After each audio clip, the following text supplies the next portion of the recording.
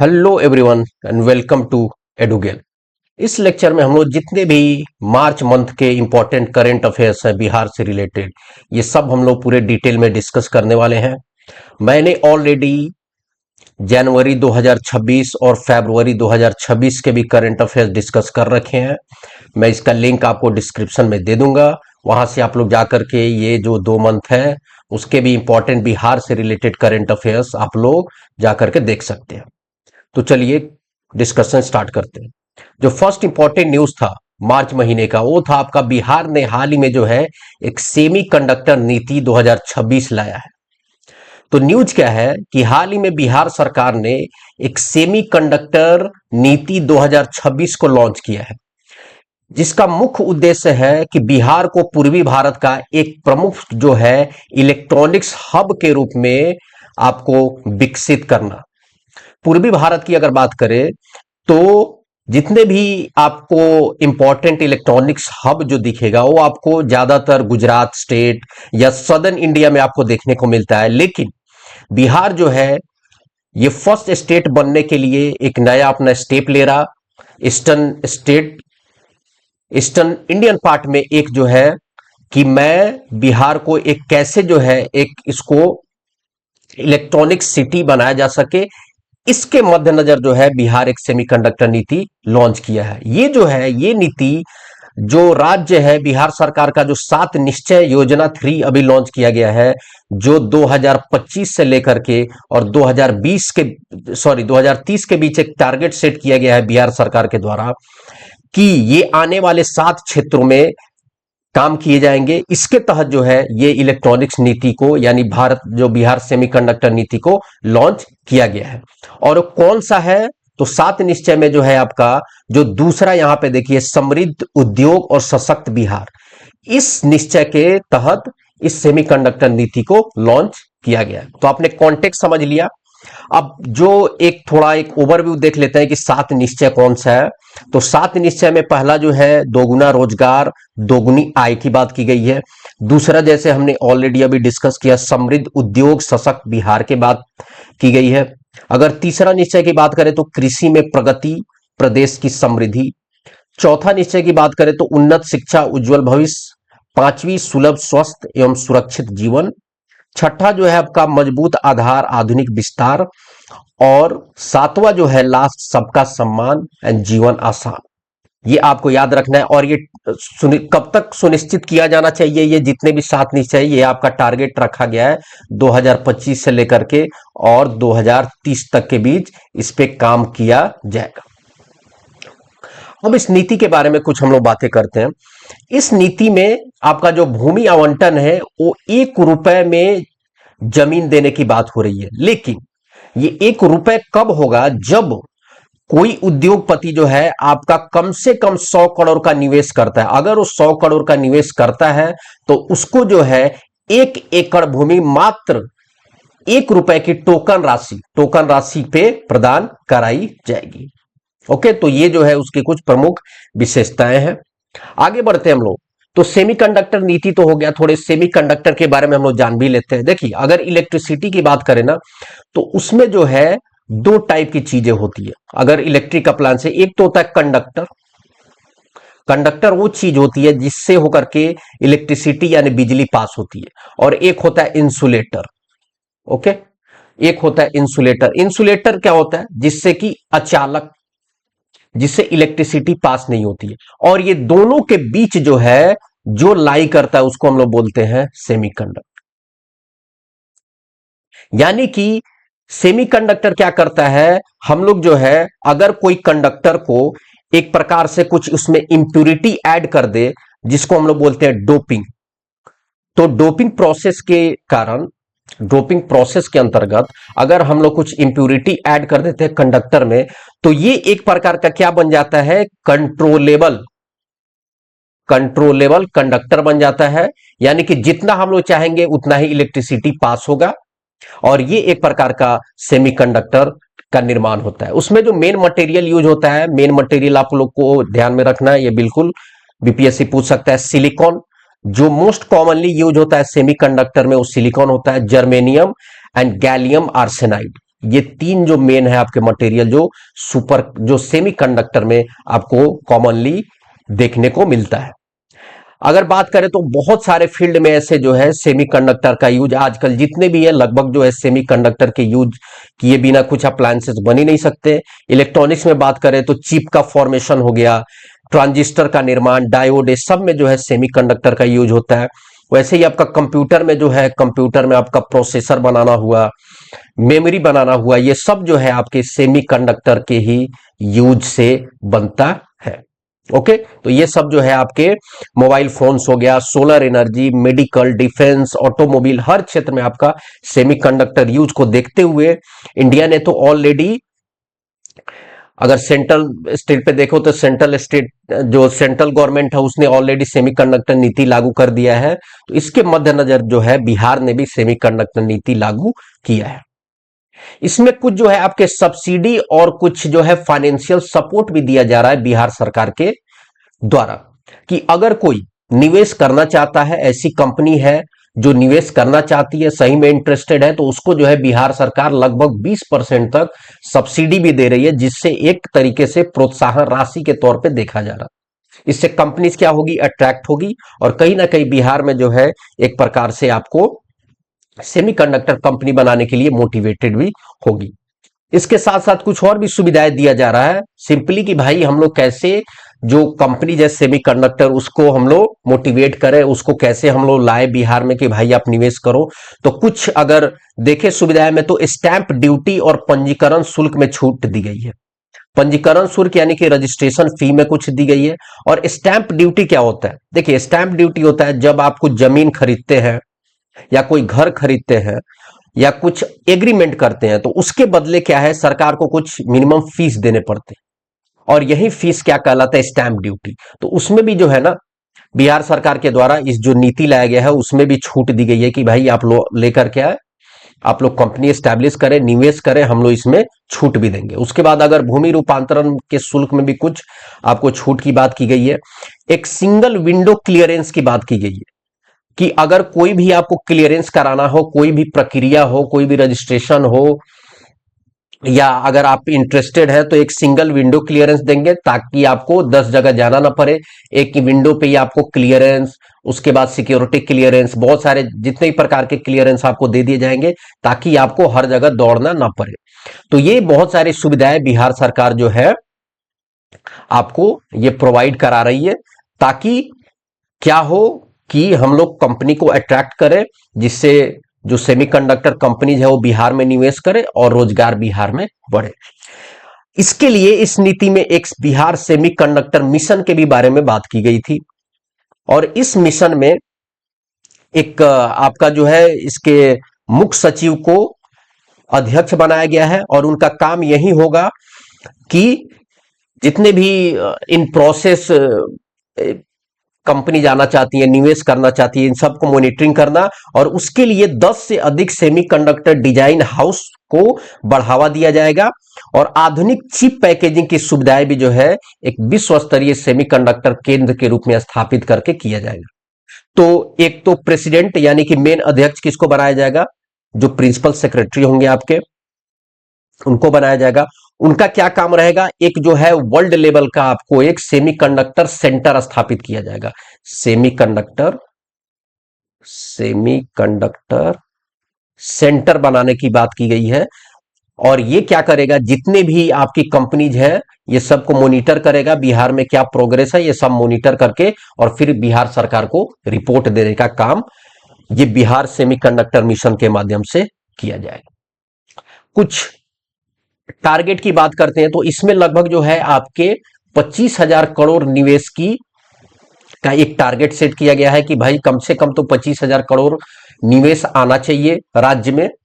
Starting में ये target रखा गया है कि हम लोग कम से कम 5,000 करोड़ से अधिक निवेश को अट्रैक्ट करें, जिसमें 2 लाख से ज्यादा अधिक रोजगार भी टारगेट सेट किया गया कि 2 लाख से अधिक रोजगार भी लाया जाए। और इसमें जीएसडीपी में भी हिस्सेदारी की बात की गई है कि लगभग 5% जो है हिस्सेदारी, कैसे हम लोग सेमीकंडक्टर के क्षेत्र से बिहार के अर्थव्यवस्था में 5% तक योगदान बढ़ाना है, जिससे कि एक तरीके से बिहार की इकोनॉमी भी बढ़ेगी। और अभी जो है मेन आपका जो है एक तीन प्रमुख सेमीकंडक्टर, अभी हाल फिलहाल में तीन प्रमुख सेमीकंडक्टर बनाने की भी बात की जा रही है और उसमें मेन फोकस दिया गया है आपका एटीएमपी पे। अब एटीएमपी क्या है? तो A stands for assembly, assembly, T stand for testing, M stand for marketing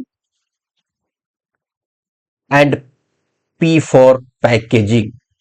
तो ये सब जो है कि भाई हमको यहां पे ऐसी कंपनी एस्टैब्लिश जो एस्टैब्लिश भी करे, टेस्टिंग भी करे, उसके बाद मार्किंग भी करे और उसके बाद पैकेजिंग करके हम लोग जो है फाइनल डिलीवरी दे सके। तो ये जो प्रमुख एटीएमपी मेथोडोलॉजी पे काम चल रही है, इसके लिए जो है ना 14 जिलों में सर्वे किया जा रहा है जहां सेमीकंडक्टर कारखाने के लिए उपयुक्त भूमि की पहचान हो रही है। और इसमें ये अलग अलग 14 जिले हैं: पटना, भोजपुर, बक्सर, सारण, वैशाली, समस्तीपुर, बेगूसराय, मुंगेर, लखीसराय, भागलपुर, कटिहार, खगड़िया, सहरसा और सुपौल जैसे स्टेट शामिल है। इन्हीं सब में सर्वे चल रहा है कि कहां पे एक बेटर आपका कंपनी निर्माण के लिए जगह हो सकता है। अगर प्राथमिकता की बात करें, प्रायोरिटी किसमें दिए जाने की बात चली, तो एक तो मैन्युफैक्चरिंग सेक्टर में, कि इन सेक्टर में अभी हाल फिलहाल प्राथमिकता दी जा सकती है सेमीकंडक्टर को लेकर के, मैन्युफैक्चरिंग में। उसके बाद फूड प्रोसेसिंग, टेक्सटाइल मार्केट में भी इसकी बहुत बड़ी डिमांड है। उसके बाद इंफॉर्मेशन टेक्नोलॉजी में और इलेक्ट्रॉनिक्स और कृषि आधारित जितने भी उद्योग है, इन सब क्षेत्र में प्रायोरिटी की बात ये जो सेमीकंडक्टर नीति आई थी उसमें बात की गई है। ओके, तो ये हमारा पहला इंपॉर्टेंट न्यूज था। दूसरा इंपॉर्टेंट न्यूज के बारे में आते हैं। तो हाल ही में न्यूज ये है कि नीतीश कुमार जी ने जो है वो राज्यसभा चुनाव जीत चुके हैं वो, और अपना जो एमएलसी सीट है उससे भी उन्होंने इस्तीफा दे दिया है। और जो बिहार के मुख्यमंत्री के रूप में उनके लगभग जो 20 साल के करियर का लंबा कार्य जो है कार्यकाल अब समाप्त होने को है। तो यही इंपॉर्टेंट न्यूज है। अब हम लोग आते हैं थोड़े नीतीश कुमार जी के बारे में थोड़ी बात करते हैं।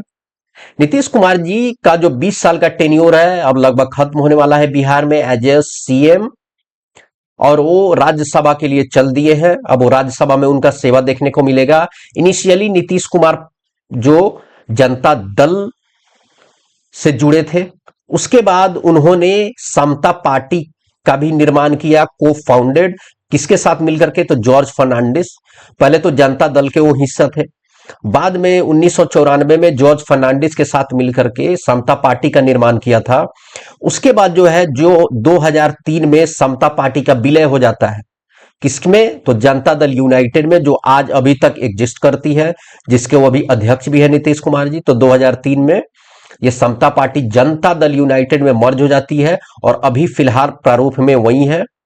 नीतीश कुमार पहली बार सीएम बनते हैं 2000 ईस्वी में। ये बहुत ही इंपॉर्टेंट पॉइंट है। आप सब ऐसे बोलते होंगे अगर पता हो कि 2005 में सबसे पहले बने, नहीं, 2000 ईस्वी में सबसे पहले बने थे मुख्यमंत्री। लेकिन वो पीरियड बहुत छोटा था, ओनली 7 डेज, 7 दिन के लिए बने थे। और बाद में जाकर के जो है लेटर वो 2005 में फुल फ्लेज सीएम बनते। तो अगर पूछे सबसे पहले, तो 2000 ईस्वी में सबसे पहले वो सीएम बने थे, 2005 में नहीं। और अभी जो है हाल ही में इलेक्शन हुआ था, तो उसमें जो है 20 नवंबर 2025 को फिर से उन्होंने शपथ लिया और ये रिकॉर्ड 10वीं बार उन्होंने शपथ लिया है। और ये जो है आपका ये सब अब जो 20 साल की जर्नी है वो खत्म होने वाली है। अब वो स्टेट से निकल करके अब वो सेंटर पॉलिटिक्स यानी कि पार्लियामेंट में जाने वाले हैं। तो ये इंपॉर्टेंट न्यूज है। तो ये तो कुछ पॉलिटिकल न्यूज हो गया। अब हम लोग के एग्जाम के लिए क्या इंपॉर्टेंट है वो भी हम इसमें देखेंगे।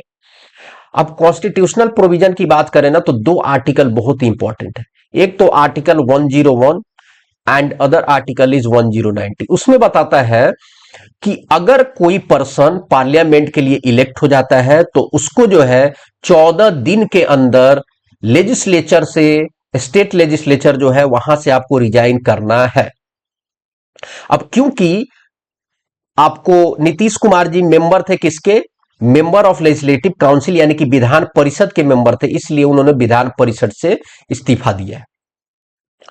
तो अगर कोई, अगर मान लीजिए कोई स्टेट का सीएम बनता है तो उसको जरूरी है कि या तो वो एमएलए हो या आपका क्या हो, एमएलसी हो, यानी कि member of legislative assembly, assembly का मेंबर होना चाहिए, लेजिस्लेटिव असेंबली का या लेजिस्लेटिव काउंसिल का। तो नीतीश कुमार जी एमएलसी थे, लेजिस्लेटिव काउंसिल के मेंबर थे, इसलिए काउंसिल से उन्होंने रिटायरमेंट रिजाइन दे दिया। अगर वो एमएलसी का सदस्य नहीं रहते तो उनको जो है मस्ट रिजाइन देना होगा सीएम पद से। तो हाल ही फिलहाल आने वाले टाइम में हमको यह भी देखने को मिलेगा कि नीतीश कुमार जी को सीएम पद से भी इस्तीफा देना पड़ जाए। तो ये तो कुछ कॉन्स्टिट्यूशनल प्रोविजन हो गया। राज्यसभा का जो इलेक्शन प्रोसेस होता है ना, ये आर्टिकल 80 में आपको मेंशन है। आर्टिकल 80 में जो है ऑफ द इंडियन कॉन्स्टिट्यूशन आपको ये मेंशन है कि जो राज्यसभा का इलेक्शन होगा वो कैसे कंडक्ट किया जाएगा। और उसके साथ साथ रिप्रेजेंटेशन ऑफ पीपल एक्ट जो 1951 में बना था, उसमें भी राज्यसभा के इलेक्शन की बात की गई है। अब सवाल ये होता है कि जो राज्यसभा का इलेक्शन होता है उसमें वोट कौन करता है? तो वोट सिंपल आपका जनरल पब्लिक नहीं करती है, जो आम आदमी है वो बिल्कुल नहीं करता है। उसके बाद जो नॉमिनेटेड मेंबर असेंबली का है वो भी नहीं करता है। कौन करता है सिंपल? तो सिंपल करता है एमएलए, यानी कि मेंबर्स ऑफ लेजिस्लेटिव असेंबली, जो डायरेक्ट चुनाव से चुने जाते हैं, चुनाव के द्वारा वही लोग जो है आपका राज्यसभा के इलेक्शन में वोट करते हैं। जितने भी नॉमिनेटेड सदस्य हैं, नॉमिनेटेड सदस्य एमएलसी यानी लेजिस्लेटिव काउंसिल के और लेजिस्लेटिव असेंबली के भी वो जो है वोट राज्यसभा में नहीं करते हैं। तो ये तो हमारे एग्जाम पॉइंट ऑफ व्यू से इंपॉर्टेंट हो गया। अब बात करते हैं कि टाइप ऑफ इलेक्शन क्या होता है। तो इलेक्शन के जो इसमें होते हैं, ये आपके डायरेक्ट इलेक्शन नहीं होते, ये proportional representation by single transferable vote system होता है। अगर आप लोग कमेंट करेंगे तो ये प्रोसेस क्या होता है उसके बारे में मैं डिटेल में एक वीडियो बना दूंगा। अभी समझ लेते हैं कि मान लीजिए दो कैंडिडेट हो गया, एक कैंडिडेट ए, एक कैंडिडेट बी, दोनों राज्यसभा का इलेक्शन लड़ रहे हैं। तो जो एमएलए है जो वोट करते हैं इन दोनों को, उनको एक बैलेट पेपर दिया जाता है। ओके, एक बैलेट पेपर दिया जाता है जिसमें आपको क्या, ये मान लीजिए ए का यहां पे है और बी का यहां है, उसके बगल में प्रेफरेंस दिया जाता है। हम लोग नॉर्मली जो आम चुनाव होते हैं उसमें वोट देने जाए तो क्या करते हैं कि भाई एक बैलेट मिला या ईवीएम होगा, इसमें बहुत सारे कैंडिडेट रहते हैं, उसके सामने अगर ईवीएम है तो बटन दबा देते हैं एक के, तो उनको वोट पड़ गया। इसमें आपको प्रेफरेंस देने पड़ते हैं कि अगर ए को कोई एमएलए गया और इस पे लिख दिया कि नंबर 1 मेरा प्रेफरेंस ये है, नंबर 2 प्रेफरेंस ये, उसके बाद कोई और एमएलए गया, उसने उसके भी बैलेट पे वैसा ही है, मान लीजिए ये ए नंबर है, ये बी नंबर, उसने प्रेफरेंस दिया कि नहीं मैं बी को सबसे पहले चुनना चाहूंगा और मेरे लिए जो ए है वो सेकंड प्रेफरेंस है। तो इसी को बोलते हैं प्रोपोर्शनल रिप्रेजेंटेशन और सिंगल ट्रांसफरेबल। फिर वैसे ही देखा जाता है कि प्रेफरेंस किसका ज्यादा है फर्स्ट नंबर, और जिसका ज्यादा रहता है वो कैंडिडेट जो है इलेक्शन जीत जाता है। तो ये जो नॉर्मल इलेक्शन होता है उससे कुछ अलग होता है। ओके, उसके बाद ये भी देखा जाता है कि ये ओपन बैलेट सिस्टम नहीं रहता है, ये आपका ये ओपन बैलेट सिस्टम रहता है, न कि सीक्रेट बैलेट। अब ये क्या होता है, अगर हम लोग प्रेसिडेंट का इलेक्शन देखें ना, तो प्रेसिडेंट का इलेक्शन जो होता है ये आपका सीक्रेट बैलेट होता है।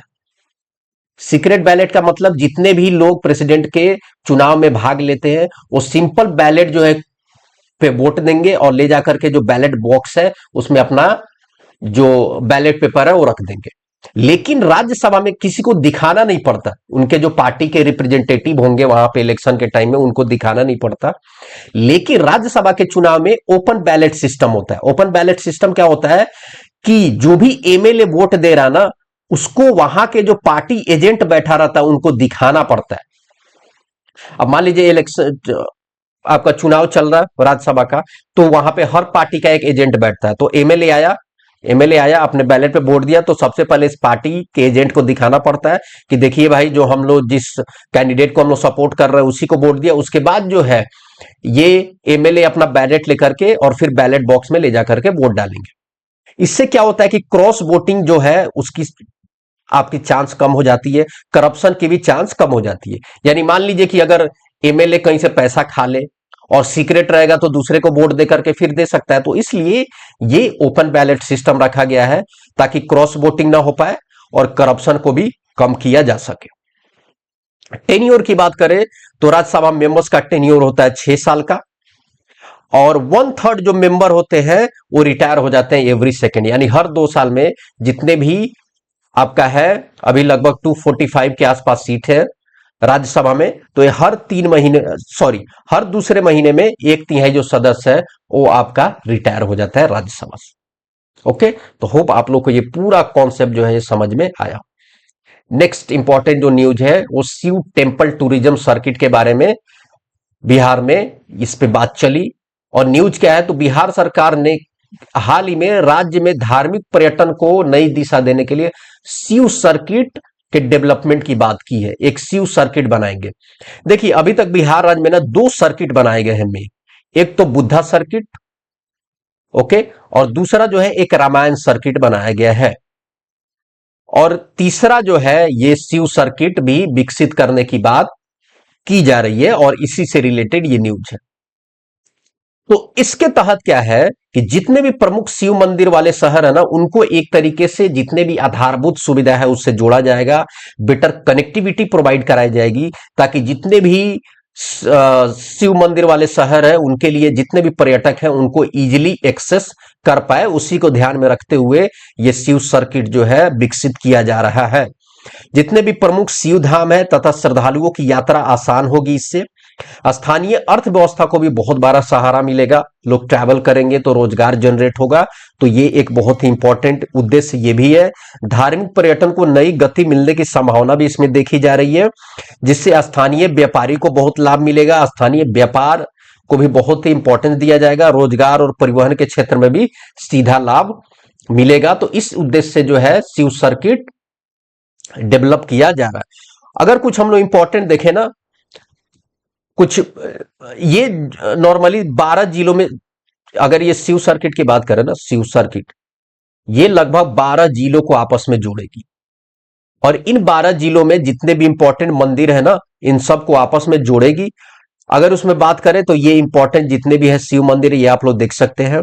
हरिहर नाथ मंदिर, आपको ये मंदिर जो है ना, आपको बीपीएससी पॉइंट ऑफ व्यू से भी प्रीलिम्स के लिए बहुत इंपॉर्टेंट है, कि भाई कहीं भी पूछ सकता है सोमेश्वर महादेव की मंदिर कहां पे है, तो ये आपका पूर्वी चंपारण में अरेराज, ये अरेराज एक जगह है, वहां पे आपको सोमेश्वर महादेव की मंदिर देखने को मिलेगी, क्योंकि मैं वहीं से हूं इसलिए मुझे पता है। ये हरिहर नाथ मंदिर आपको वैशाली, कुशेश्वर नाथ दरभंगा, कपिलेश्वर, ये सब जो मंदिर है ना, आप लोग इसको गो थ्रू कर लेना। बीपीएससी बिल्कुल एग्जाम में कहीं से भी उठा के पूछ देती है कि भाई ये बताओ सुंदरनाथ महादेव मंदिर कहां पे है, तो ये आपका अररिया हो जाएगा। ओके, तो ये फैक्चुअल क्वेश्चन है, ये बिल्कुल बीपीएससी पूछ सकती है, ये आप लोग गो थ्रू कर लेना एक बार। एक हाल ही में जो है ना, क्योंकि शिव सर्किट के बारे में बात चल रही है ना, तो ये भी आपका बहुत इंपॉर्टेंट है। हाल ही में पूर्वी चंपारण जिले के यहां पे एक गांव है, गांव का नाम है कैथवलिया। कैथवलिया गांव में एक विराट रामायण मंदिर बनाया जा रहा है, जो ये बोला जा रहा है कि अब तक का सबसे बड़ा रामायण मंदिर होगा। ठीक है, सबसे बड़ा मंदिर होगा, इसकी निर्माण कराई जा रही है। और हाल ही में जो है एक 33 फीट ऊंचा, यानी लगभग जो है आपका 210 टन वजनी विश्व का सबसे बड़ा शिवलिंग स्थापित किया गया। और ये शिवलिंग आपको तमिलनाडु से आया था और उसको हाल ही में स्थापित किया गया।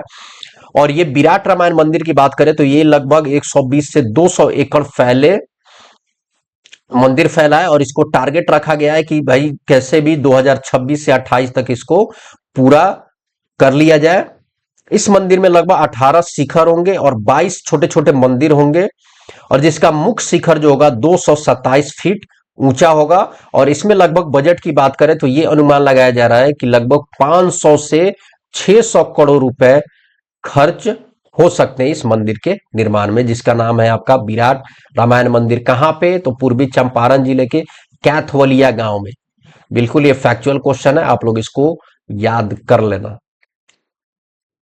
नेक्स्ट जो इंपॉर्टेंट न्यूज है ना, ये इंपॉर्टेंट न्यूज है। हाल ही में जो बिहार सरकार है वो गया जिले, कौन से जिले, गया जिले में एक नए जियोलॉजिकल पार्क यानी कि नए प्रणाली उद्यान बनाने की सैद्धांतिक अनुमति प्रदान कर दी है। सैद्धांतिक अनुमति यानी कि इन प्रिंसिपल अप्रूवल का मतलब क्या होता है? इन प्रिंसिपल अप्रूवल का मतलब होता है कि प्रस्ताव को मुख्य रूप से स्वीकार कर लिया गया है, लेकिन अभी फाइनल अप्रूवल नहीं दिया गया, यानी सरकार के तरफ से आपको प्रस्ताव जो दिया गया था वो स्वीकार कर लिया गया, बट फाइनल अप्रूवल बाकी है। जब फाइनल अप्रूवल मिल जाएगा तो जियोलॉजिकल पार्क के कंस्ट्रक्शन का काम जो है वो चालू हो जाएगा। इसी के साथ ये जो गया का जो जियोलॉजिकल पार्क है ये बिहार का तीसरा प्रमुख उद्यान बन जाएगा, प्राणी उद्यान यानी जियोलॉजिकल पार्क। यानी ऑलरेडी दो है बिहार में, तो दो कौन सा है? तो पहला तो है पटना का संजय गांधी जैविक उद्यान, और दूसरा आपको राजगीर में देखने को मिलेगा, राजगीर चिड़ियाघर सफारी। ठीक है, तो ये बिल्कुल इसको आप लोग ध्यान में रखना है। ये स्थान की बात करें अगर पर्टिकुलर, तो स्थान आपको जमारी, एक जमारी जगह है जो आपको गया डोभी जो रोडवे है मार्ग, वहां पे एक जगह देखने को मिलेगी। वहीं पे इसका प्रस्तावित स्थान दिया गया है कि वहीं पे जो है जियोलॉजिकल पार्क का गठन किया जाएगा। ये परियोजना जो है ये आपका वन्य संरक्षण, जैव विविधता सुरक्षा एवं पर्यावरण जागरूकता को मजबूत करने के लिए आपको इस जियोलॉजिकल पार्क की स्थापना की जा रही है। जन जीवन हरियाली अभियान जो बिहार सरकार के द्वारा लॉन्च किया गया था, जिसमें बात की गई थी कि जल को कैसे संरक्षण किया जाए, पारिस्थितिकी संतुलन कैसे एक इन्वायरमेंट में बैलेंस बनाया जाए, उसके बाद जो आपका क्लाइमेट चेंज हो रहा है उससे कैसे निपटा जाए। तो ये सब जितने भी योजना लाया गया था जल जीवन हरियाली में, ये सब जो है उसके उद्देश्य आपको जियोलॉजिकल पार्क में देखने को मिलेगा। इसलिए एक जो है और थर्ड जियोलॉजिकल पार्क बनाने की बात की गई थी। उससे क्या होगा, आपका जो है इको टूरिज्म में आपको बढ़ावा मिलेगा, बहुत सारे पर्यटन के क्षेत्र और खुलेंगे, लोग पर्यटन के लिए जाएगा, इंप्लॉयमेंट जनरेट होगा, तो इसलिए ये बहुत इंपॉर्टेंट बन जाता है। अब बात तो हो गई, जैसे हमने अभी बात किया कि इन प्रिंसिपल अप्रूवल मिला है, अभी फाइनल अप्रूवल बाकी है। तो ये फाइनल अप्रूवल कहां से होगा? तो राज्य सरकार ने, जैसे हमने बात किया कि एक सैद्धांतिक अनुमति तो दे दी, लेकिन वास्तविक निर्माण कार्य कब से होगा? तो एक आपका सेंट्रल जू अथॉरिटी है, सेंट्रल जू अथॉरिटी से जैसे ही अनुमति मिलेगी, यानी कि फाइनल अप्रूवल कहां से मिलेगी? तो आपके राज्य सरकार से तो अनुमति दे दी, लेकिन जो सेंटर पे काम करता है सेंट्रल जू अथॉरिटी, जब तक वो अप्रूवल नहीं देगा आगे का काम का नहीं होगा। तो सेंट्रल जू अथॉरिटी के बाद अप्रूवल के लिए डॉक्यूमेंट दे दिया गया है, जहां जैसे ही वहां से अप्रूवल मिलता है आपको इस पे जो है निर्माण कार्य चालू हो जाएगा। अब थोड़ी बात कर लेते हैं जो केंद्रीय चिड़ियाघर प्राधिकरण यानी कि सेंट्रल जू अथॉरिटी है, ये आपका आता है भारत सरकार के पर्यावरण, वन एवं जलवायु परिवर्तन मंत्रालय के अंदर, यानी कि environment, forest and climate change जो मिनिस्ट्री है उसके अधीन कार्य करता है। इसकी स्थापना जो हुई थी वन्य जीव संरक्षण अधिनियम 1972 यानी कि वाइल्ड लाइफ प्रोटेक्शन एक्ट जो हमारा 1972 है, उसके अंतर्गत आपका सेंट्रल जू अथॉरिटी का गठन किया गया था। यह भारत सरकार में सभी मान्यता प्राप्त चिड़ियाघरों का आपको एक तरीके से रेगुलेट करता है, और अप्रूवल यानी अनुमोदन देने का भी कार्य यही CZA के द्वारा किया जाता है। इसके बिना किसी भी नए चिड़ियाघर का निर्माण नहीं हो सकता है, वेरी इंपॉर्टेंट फैक्ट। ठीक है, तो अगर BPSC क्वेश्चन डायरेक्ट पूछ देना कि find the correct statement about Jio authority of India, और ये सब फैक्ट उठा के दे सकता है, फिर ऑप्शन में दे देगा ऑप्शन A और B, सेकेंड ऑप्शन में second and third is correct. तो ऐसे ये फैक्ट आप लोग याद रखिएगा, ठीक है, कि भाई ये भारत सरकार के अंतर्गत आता है। कौन से मंत्रालय? तो पर्यावरण, वन एवं जलवायु परिवर्तन मंत्रालय। ये कब बना था? तो वाइल्ड लाइफ प्रोटेक्शन एक्ट 1972 के तहत इसको बनाया गया था, और इसी का काम है जितने भी है ना चिड़ियाघर उसको रेगुलेट करना यानी नियामक करना और अप्रूवल भी देना। इसके बिना जो है चिड़ियाघर का निर्माण नहीं किया जा सकता। तो अभी बिहार में कितने हो जाएंगे आपके? मेनली 3। जब फाइनल अप्रूवल मिल जाता है तो एक तो आपका हो जाएगा जियोलॉजिकल पार्क संजय गांधी जैविक उद्यान, ये बिहार का पहला एवं सबसे बड़ा जू है चिड़ियाघर। दूसरा आपका जो है पहला जू सफारी और दूसरा जियोलॉजिकल पार्क है, ये आपका राजगीर में है, और अभी जो प्रस्तावित है ये आपका हो जाएगा तीसरा, जो कहां? गया में बनने जा रहा। ओके, तो ये आप लोग पूरा फैक्ट याद रख सकते हैं। नेक्स्ट इंपॉर्टेंट न्यूज था ना, बिहार निःशुल्क दवा वितरण में शीर्ष स्थान पाया है। यानी कि free medication, free supply of medicine में बिहार को जो है फर्स्ट रैंक हासिल हुआ है। तो न्यूज क्या है, बिहार ने सरकारी अस्पतालों में जितने भी निःशुल्क दवाएं प्रदान करने में शीर्ष स्थान प्रदान की है।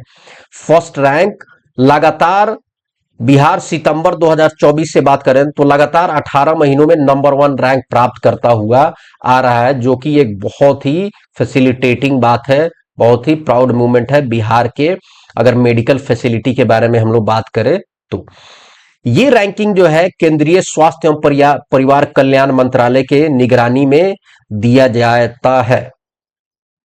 ठीक है, और किसके द्वारा, तो डीवीडीएमएस यानी कि drug and vaccine distribution management system के पोर्टल के डेटा के आधार पर जो है ये रैंकिंग दी जाती है। ठीक है, तो रैंकिंग किसके द्वारा दी जाती है, केंद्रीय स्वास्थ्य एवं परिवार कल्याण मंत्रालय। ये आपको ध्यान में रखना है, ये आप ध्यान में रखिएगा, ये रैंकिंग। और एक पोर्टल है इसी मंत्रालय के अंतर्गत जिसका नाम है डीवीडीएमएस यानी कि drug and vaccine distribution management system. ये पोर्टल क्या करता है, आपका निगरानी करता है हर राज्य का, और इसी डेटा के आधार पे जो है ये आपका रैंकिंग दी जाती है। और उस रैंकिंग में बिहार लगातार 18 महीने से नंबर 1 है।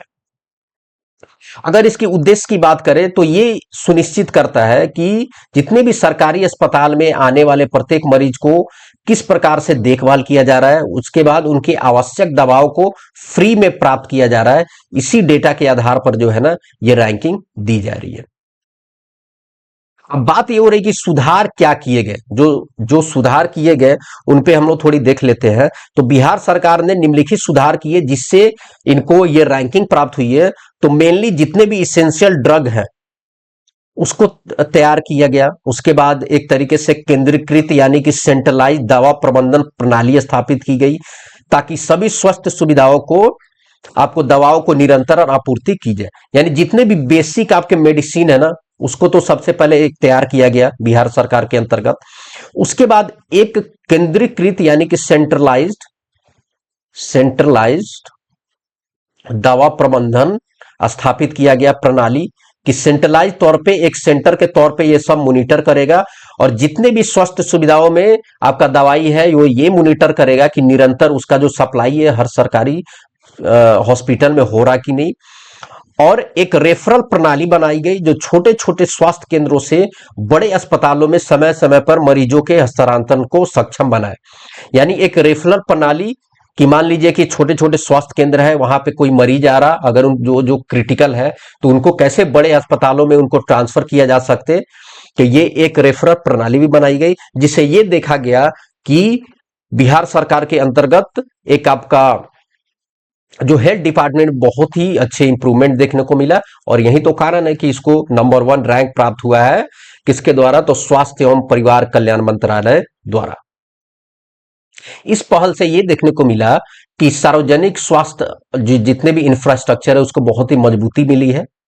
ठीक है, सेवा प्रदान में सुधार आया है और ग्रामीण और आर्थिक रूप से जितने भी पिछड़े लोग हैं उनके लिए एक बेहतर मेडिकल फैसिलिटी को सुनिश्चित किया गया है, जो कि आपका एक मेडिकल क्षेत्र में ऐसे बिहार में प्रोग्रेस देखना एक बहुत ही अच्छी बात है। अगर स्वास्थ्य बजट की बात करें ना तो बिहार में स्वास्थ्य बजट जो है ना ये एक पीक देखने को मिल रहा है, उसमें बढ़ोतरी देखने को मिल रहा है। अगर वित्त वर्ष 2025-26 की बात करें ना तो 2025-26 में वित्त वर्ष ये लगभग आपका 1100 करोड़ तक पहुंचने का अनुमान है, जिसमें स्वास्थ्य बजट में अगर हम लोग बात करें तो ये जो आपका है ये ओपीडी तक ही सीमित नहीं है, ये आईपीडी तक भी है इसका कवरेज का दायरा। ओपीडी का मतलब क्या होता है, ओपीडी का मतलब होता है आपका आउट पेशेंट डिपार्टमेंट। आप लोग बहुत जगह सुने होंगे आउट पेशेंट डिपार्टमेंट, और आईपीडी का मतलब क्या होता है, इन पेशेंट डिपार्टमेंट। यानी कि ओपीडी क्या होता है, कोई मरीज आता है दिखाता है और घर जाता है। उसको ओपीडी एक तरीके से अगर लेमैन टर्म में बात करें। आईपीडी क्या होता है? तो आईपीडी कोई पेशेंट आया, उसको लगता है कि नहीं इसको वहां पे रहने की जरूरत है, एडमिट करने की जरूरत है, तो ये आईपीडी के अंतर्गत आता है। तो ये ओपीडी तक ही ये सीमित नहीं है, ये आपका जो निःशुल्क दवा वितरण है ये आपका आईपीडी में भी हो रहा है, और ग्रामीण क्लिनिकों तक ही सीमित नहीं है, ये जितने भी शहरी और ग्रामीण दोनों में ये निःशुल्क दवाओं का वितरण किया जा रहा है। और इसी कारण से तो जो है 18 महीने से लगातार जो है बिहार फर्स्ट रैंक हासिल करते आ रहा है। उसके बाद थोड़ी हम लोग बात करते हैं, क्योंकि हम लोग डिटेल डिस्कशन कर रहे हैं तो हर एक टॉपिक पे जो मुझे लगता है बताना चाहिए मैं बिल्कुल बताता हूं। तो अभी हमने यहां पे डिस्कस किया कि ये किसके द्वारा दिया जा रहा था। ये देखिए, ये एक पोर्टल था ना, पोर्टल का नाम क्या था? Drug and vaccine distribution management system, that is DVDMS. अब डीवीडीएमएस के बारे में थोड़ी जान लेते हैं हम लोग। तो इसका फुल फॉर्म तो पता चल गया। ये संचालक कौन है? तो इसका संचालक है केंद्रीय स्वास्थ्य एवं परिवार कल्याण मंत्रालय, भारत सरकार। उद्देश्य, किस उद्देश्य से इसको बनाया गया? तो देश भर में जितने भी सरकारी अस्पताल में दवाओं और टीकों की आपूर्ति और वितरण की निगरानी करना है। यानी कि जितने भी गवर्नमेंट हॉस्पिटल्स हैं उसमें ये सुनिश्चित करना कि प्रॉपर वहां पे, और जितने भी ये सुनिश्चित करना कि वहां पे प्रॉपर दवा डिस्ट्रीब्यूशन या जितने भी वैक्सीन है उसकी आपूर्ति सही से हो रही है कि नहीं। ये किसका काम है? ये आपका डीवीडीएमएस का काम है, drug and vaccine distribution management system का काम है। ये क्या करता है, इसकी इंपॉर्टेंस की बात करें तो जैसे राज्यों की रैंकिंग इसी पोर्टल के डेटा पे आधार पे दी। अब क्योंकि ये मॉनिटर कर रहा हर स्टेट का कि भाई दवाओं का वितरण कैसे हो रहा है, टीकों का वितरण किस लिए हो रहा है, तो इसके पास डेटा उपलब्ध है और इसी डेटा के आधार पर जो है राज्यों को रैंकिंग दी जाती है, और उस राज्य में जो है बिहार का रैंक फर्स्ट आया है। ओके, नेक्स्ट इंपॉर्टेंट न्यूज की तरफ बढ़ते हैं। तो बात हो रही है कि बिहार जो है उसने अप्रूव किया है सोनपुर ग्रीनफील्ड एयरपोर्ट। यानी कि न्यूज क्या है? तो बिहार कैबिनेट ने 20 फरवरी 2026 को किसकी अध्यक्षता में? तो माननीय मुख्यमंत्री नीतीश कुमार जी की अध्यक्षता में एक बैठक होती है आपकी, और उस बैठक में सारण जिले के जो सोनपुर है, सोनपुर में एक ग्रीनफील्ड अंतर्राष्ट्रीय हवाई अड्डा बनाने की औपचारिक मंजूरी दे दी गई है। इसी के साथ साथ इस बैठक में न केवल यह इतना ही बल्कि 35 अन्य विकास प्रस्तावों को भी स्वीकृति दी गई।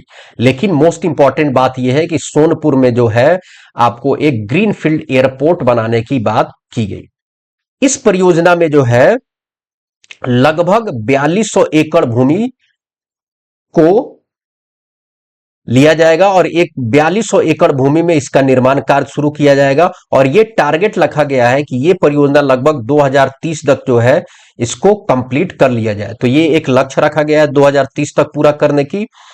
और ये जो है आपका हाजीपुर और डुमरिया के बीच दरियारपुर चनवार क्षेत्र है, यहां पे ये बनाने की घोषणा की गई है। लगभग आपका 4200 एकड़ जमीन एक्वायर किया जाएगा, और उतने 4200 एकड़ जमीन में ये ग्रीनफील्ड एयरपोर्ट की बात हो रही है, निर्माण की। यहां पे जो है आपके हवाई अड्डा बनेगा, वहां पे 2 समानांतर रनवे होगा। ठीक है, ये फोटो में देखिए, ये 2 पैरेलल रनवे बनाने की बात हो रही है, ये दिख रहा है आपको, ये 2 पैरेलल रनवे होगा, और प्रत्येक जो है ना आपका लगभग 4200 मीटर लंबा होगा। यानी एक रनवे 4200 मीटर, और ये भी आपका 4200 मीटर रनवे होगा। और ये इतना बड़ा होगा कि जो आपका एयरबस A380 है, जो कि विश्व का सबसे बड़ा एक तरीके से विमान है, उसकी भी उतरने की यहां पे कैपेसिटी बन पाए। ठीक है, तो इसलिए इसका इतना बड़ा निर्माण रनवे का किया जा रहा है, लगभग 4200 मीटर। इसके लिए लगभग एक वित्तीय प्रावधान की बात करें तो इसके लिए लगभग जो है ना आपका 1302 करोड़ रुपए अप्रूवल की गई है, स्वीकृति प्रदान की गई है उसके खर्चे के लिए। और जैसे हमने डिस्कस किया, लगभग जो है 4200 एकड़ जमीन में ये बनाया जा रहा।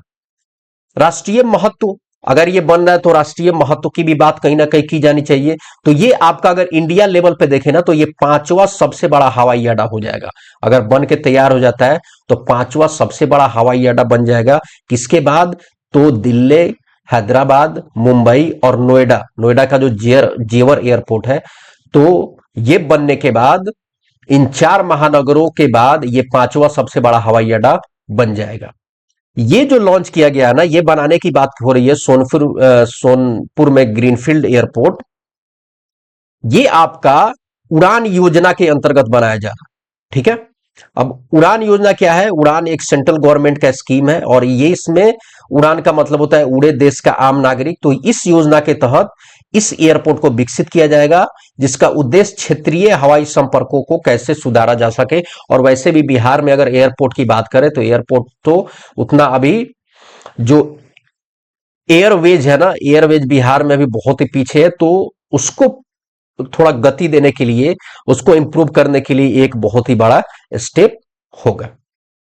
केंद्र सरकार ने इतना ही नहीं, 1 फरवरी 2026 को बिहार के 3 ग्रीनफील्ड हवाई अड्डा जैसे राजगीर, भागलपुर और सोनपुर को एक इन प्रिंसिपल अप्रूवल भी दिया है। जैसे हमने ये सभी बात कर लिया। अब थोड़ा हम लोग आते हैं ना बिहार के वर्तमान और जितने भी प्रस्तावित हवाई अड्डे हैं उसके बारे में भी बात कर लेते हैं कि टोटल कितने हैं बिहार में। तो एक तो आपका जो अभी ऑपरेशनल है, अभी चालू है, तो ये आपका देखने को मिलेगा जयप्रकाश नारायण अंतर्राष्ट्रीय हवाई अड्डा जो पटना में है।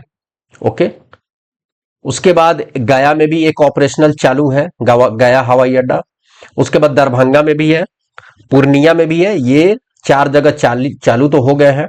अभी सोनपुर जैसा हमने ये जो न्यूज ही था हमारे लिए, इस पे अभी प्रस्तावित है जो लगभग 2030 तक टारगेट रखा गया है बनाने का।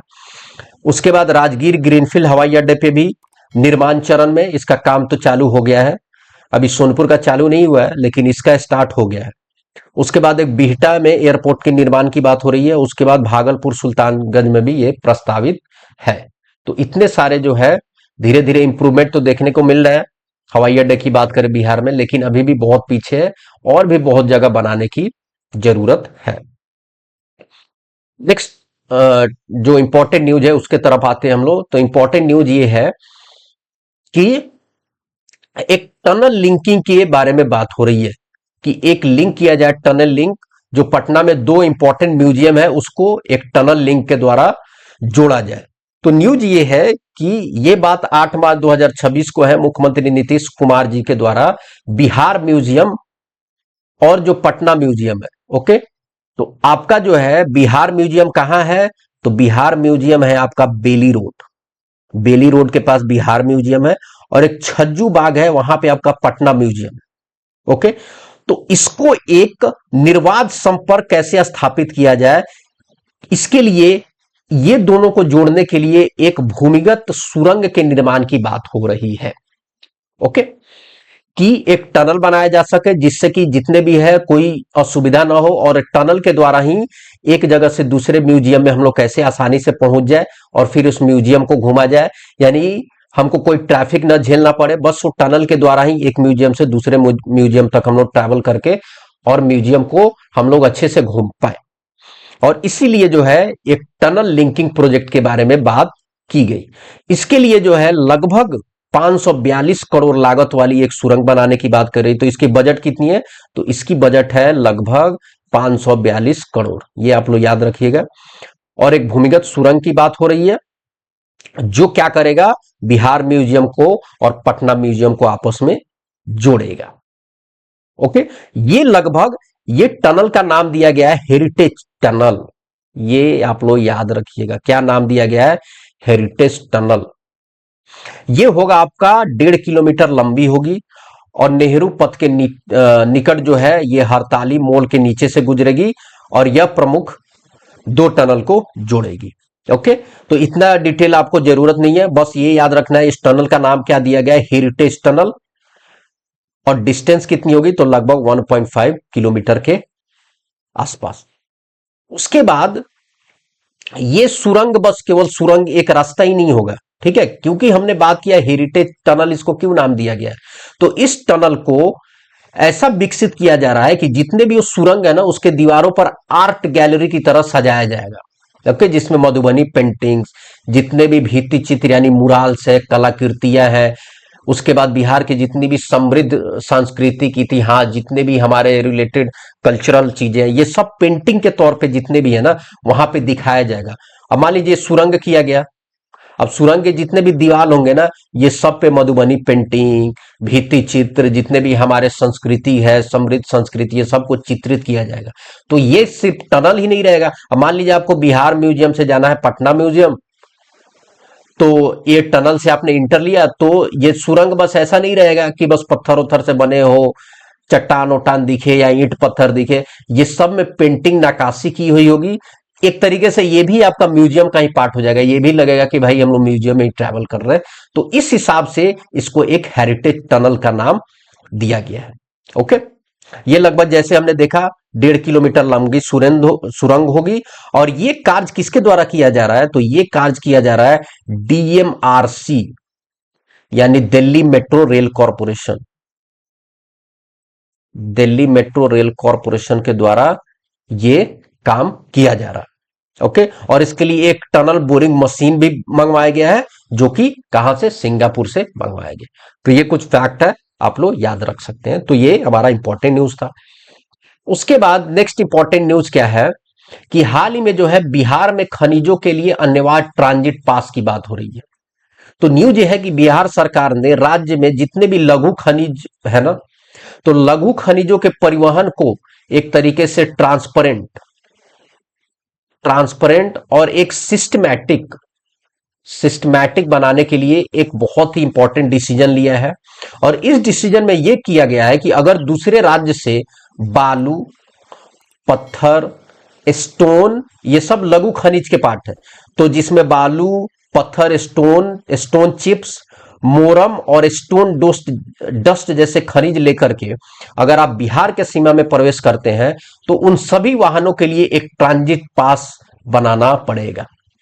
तो न्यूज आपने समझ लिया कि अगर आप बिहार में प्रवेश करते हैं, ये जितने भी लघु खनिज है जिसमें हमने बात की बालू, पत्थर, स्टोन चिप्स, मोरम, स्टोन डस्ट, अगर आप लेकर के बिहार में एंट्री करते हैं, तो आपको तो सबसे पहले ट्रांजिट पास लेना अनिवार्य है। उद्देश्य की बात करें, ये जरूरत क्यों पड़ी बिहार सरकार को? तो एक तो ये जो रेवेन्यू लीकेज हो रहा था ना, यानी कि अगर उससे कुछ गवर्नमेंट टैक्स वसूल सकती है, तो ये एक प्रकार की नहीं हो पाती थी। लोग बिना टैक्स दिए डायरेक्ट बिहार में इंटर कर जाते थे, तो एक तरीके से रेवेन्यू भी बिहार सरकार के पास नहीं आ जाता था। तो इस लीकेज को कम करने के लिए एक तो ये चीज लाया गया है, जो ट्रांजिट पास बनाने की बात हो रही है। उसके बाद जितने भी इलीगल माइनिंग होते हैं और उसके ट्रांसपोर्टेशन होते हैं, उसको भी कम करने के लिए स्टेप उठाया गया है बिहार सरकार के द्वारा। और ये भी एक है कि एक डिजिटली ट्रैकर बनाया जा सके। ठीक है, ये भी हमको पता हो कि क्रॉस बॉर्डर जो मूवमेंट हो रहा मिनरल्स का, वो मिनरल्स कहाँ जा रहा है, किसके पास जा रहा है, वो सही में लीगल है या इलीगल है, तो एक तरीके से ट्रैकिंग भी हो जाएगी। तो इन सब चीजों को देखते हुए ना, ये एक अनिवार्य जो ट्रांजिट पास बनाने की बात की गई है। अगर इसकी लीगल बेसिस की बात करें, तो ये व्यवस्था जो है ना, बिहार खनिज नियमावली बना था 2019 में। कौन सा? बिहार मिनरल रूल बना था, यानी बिहार खनिज नियमावली 2019, और उसका नियम 41 के तहत इसको लागू किया जाएगा। ओके, तो ये जो है ना, ये हमारे लिए इंपॉर्टेंट बन जाता है एग्जाम पॉइंट ऑफ व्यू से। तो ये आपको याद रखना है कि ये जो नियमावली बना था 2019 में, और उसका नियम 41 के अंतर्गत इसको लागू किया जा रहा। इसमें जो है 2 प्रकार की शुल्क लगाई गई है। ठीक है, 2 प्रकार की शुल्क निर्धारित की गई है। एक आपका जो है, यदि चालान खनिज का एक वेट अंकित होगा उसके बेसिस पे लगाया जाएगा, और एक आपका वॉल्यूम अगर उस पे होगा अंकित, तो उस पे लगाया जाएगा। यानी कि मान लीजिए कोई व्हीकल आ रहा, तो अगर उस पे वेट है, अगर वेट का मार्क है कि ये इतना केजी का है, तो एक तो उस पे लगाया जाएगा।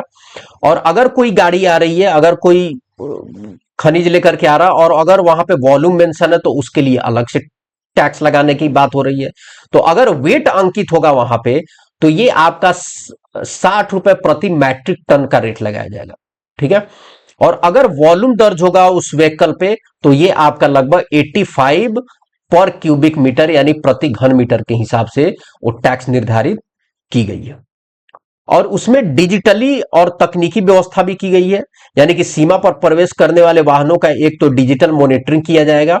उसके बाद जितने भी सीमावर्ती जिला है वहां पे सीसीटीवी कैमरे से निगरानी की जाएगी और किसी भी लापरवाही पर संबंधित अधिकारियों के विरुद्ध सख्त से सख्त कार्रवाई की जाएगी। तो एक तरीके से जैसे हमने स्टार्टिंग में बोला कि ट्रांसपेरेंट करने के लिए ये सब जो है एक तरीके से व्यवस्था किया गया है कि कैसे हम लोग करप्शन रोक सके और एक सिस्टमैटिक जो है कैसे मूवमेंट हो सके मिनरल्स का एक जगह से दूसरे जगह, उसके लिए ये व्यवस्था की गई है। अगर मेनली बात करें ना तो मेनली एक तरीके से यह व्यवस्था झारखंड, क्योंकि यह हमारा बॉर्डर स्टेट है, उत्तर प्रदेश और पश्चिम बंगाल जैसे राज्यों से होने वाले सीमा पार खनिज परिवहन को नियंत्रित करती है, क्योंकि यही तो है हमारा। अगर बिहार की बात करें, अगर आपको ज्योग्राफी पता हो तो बिहार का बॉर्डर जो है मेन 3 स्टेट से लगता है, एक तो यूपी, दूसरा झारखंड और तीसरा किससे, तो तीसरा वेस्ट बंगाल और एक कंट्री से लगता है जो कि है नेपाल। तो मेन इसी की तो बात हो रही है कि इंटर स्टेट बॉर्डरिंग स्टेट से अगर आ रहा तो उसी पे तो निगरानी रखना है, तो यही मेन 3 स्टेट हमारे लिए इंपॉर्टेंट बन जाता है। ओके, उसके बाद जो है नेक्स्ट इंपॉर्टेंट न्यूज है बिहार दिवस के बारे में। तो हाल ही में 22 मार्च को, जैसे आपको पता होगा, 22 मार्च को जो है बिहार दिवस मनाया जाता है और बिहार दिवस मनाया भी गया। बिहार दिवस क्यों मनाया जाता है अगर आप लोग कमेंट में बताएं तो। बिहार दिवस आपको जब 1912 में 1912 में जब बिहार बंगाल से अलग हुआ था ना, जब अलग आपका गठन हुआ था, पहले देखिए 1912 में ना बिहार जो बंगाल था ना, बंगाल का ही हिस्सा बिहार हुआ करता था। फिर क्या होता है कि 22 दिसंबर 1911 में 22 दिसंबर 1911 को दिल्ली दरबार का गठन होता है। ठीक है, उस दिल्ली दरबार में जो है किंग जॉर्ज पंचम आते हैं। उस किंग जॉर्ज पंचम आकर के, यानी फिफ्थ किंग जॉर्ज फिफ्थ आते हैं दिल्ली दरबार में और आकर के घोषणा करते हैं कि 22 मार्च 1912 को बिहार को क्या किया जाएगा, बंगाल से अलग कर दिया जाएगा। और उसी वजह से हर साल जो है 22 मार्च को बिहार दिवस मनाया जाता है। और उस समय अगर जब बिहार को बंगाल से अलग किया गया था तो ये आप लोग याद रखिएगा कि उड़ीसा जो है बिहार का ही पार्ट था। ओके, उस समय उड़ीसा और बिहार दोनों साथ में ही थे और बस बंगाल 1912 में अलग होता है। और ये उड़ीसा फाइनली कब अलग होता है, तो 1936 को उड़ीसा भी अलग हो जाता है। और आज जो हम लोग देखते हैं, और एक और विभाजन होता है 2000 में, तो 2000 में झारखंड भी अलग हो जाता है बिहार से। तो आज जो अस्तित्व है ना वो 2000 के बाद जो मेन है, उसके बाद विभाजन नहीं हुआ, लास्ट विभाजन बिहार का 2000 में ही हुआ। तो हम लोग थोड़ा ज्यादा ही आगे बढ़ गए, पूरा मैंने डिटेल ही बताना लग गया। मेन यही आपको ध्यान रखता है कि जब बिहार बंगाल से अलग हुआ था ना 22 मार्च को, इसलिए जो है बिहार दिवस मनाया जाता है। उसके बाद अगर हम लोग बात करें ये कौन सा साल था, तो ये आपका कौन सा स्थापना दिवस था, तो ये 114वां स्थापना दिवस था जो 2026 को मनाया गया। इस साल का थीम क्या था, तो इस साल का थीम था उन्नत बिहार। ये तो जरूर से जरूर याद रखना आपने, उन्नत Bihar and Ujjwal Bihar. Okay, तो ये इस साल का थीम था, उन्नत बिहार एंड उज्जवल बिहार। ये आपका 22 से, इसके लिए एक बहुत ही सांस्कृतिक महोत्सव भी किया जाता है हर साल। इस साल गांधी मैदान में इसका आयोजन किया गया जिसमें बहुत से आपके सिंगर्स आए थे जिन्होंने परफॉर्मेंस भी दिया। बहुत प्रकार के सांस्कृतिक कार्यक्रम भी होते हैं। उसके बाद 2026 के लिए एक बजट निर्धारण किया गया था, लगभग 15 करोड़ रुपए इसके लिए बजट रखा गया था। जितने भी प्रोग्राम थे इसके अंतर्गत हुए उसके लिए एक 15 करोड़ का बजट रखा गया था। और अगर पिछले वर्ष की थीम देखिए 2025 का भी बीपीएससी थीम पूछ ले अगर एक साल का, तो याद रखिएगा 2025 का थीम था उन्नत बिहार विकसित बिहार। और 26 में थोड़ा सा चेंज देखने को मिला है, तो उन्नत बिहार और उज्जवल बिहार के बारे में बात हो रही है। ओके, उसके बाद जो हमारा लास्ट इंपॉर्टेंट न्यूज है बिहार से रिलेटेड, वो हम लोग डिस्कस कर लेते हैं। तो न्यूज ये है कि आवश्यक वस्तुओं की आपूर्ति हेतु एक क्राइसिस मैनेजमेंट ग्रुप का गठन किया गया है। किसकी, क्राइसिस मैनेजमेंट ग्रुप। और ये ग्रुप क्यों बनाया गया है, इसकी क्यों जरूरत पड़ी? तो जैसे हम लोग को अभी पता है वेस्ट एशिया में कितने सारे चीजें चल रही है, कितने सारे स्ट्रगल्स देखने को मिल रहे हैं, Iran Israel war, US war, ये सब को देखते हुए ना बिहार सरकार ने 28 मार्च 2026 को एक क्राइसिस मैनेजमेंट ग्रुप का गठन किया, जिसका मेन उद्देश्य ये था कि जितने भी आवश्यक वस्तुएं हैं कॉमन मैन के लिए और जितने भी आवश्यक सर्विसेज हैं उनके लिए निर्बाध यानी कि अनडिस्टर्ब्ड उपलब्ध कराया जा सके, कोई उसमें बाधा ना हो, उसको सुनिश्चित करना। उसके बाद जितने भी प्रवासी श्रमिक के हितों को रक्षा करने के लिए और किसी भी संभावित प्रभाव से निपटने के लिए एक समन्वित प्रक्रिया तैयार करना, और इसलिए क्राइसिस मैनेजमेंट टीम बनाया गया। इसमें लगभग जो है ना 12 विभागों को शामिल किया गया है क्राइसिस मैनेजमेंट ग्रुप में। और ये कौन कौन से विभाग है? तो ये आपके विभाग है, विकास आयुक्त होंगे मेन, उसके बाद अपर मुख्य सचिव गृह मंत्रालय के, पुलिस महानिर्देशक आपके जो डीजीपी होते हैं, डायरेक्टर जनरल ऑफ पुलिस, तथा कृषि, स्वास्थ्य, नगर विभाग, आवास, खाद्य एवं उपभोक्ता संरक्षण, सहकारिता, श्रम, इतने सारे जो 12 अलग अलग डिपार्टमेंट्स है ना उनको इस क्राइसिस मैनेजमेंट ग्रुप में शामिल किया गया है। और ये ध्यान में आपको रखना है कि इसको जो लीड करेगा, नेतृत्व कौन करेगा? तो इसकी नेतृत्व करेंगे जो मुख्य सचिव है प्रत्यय अमृत। तो मुख्य सचिव प्रत्यय अमृत के द्वारा इसकी अध्यक्षता की जाएगी।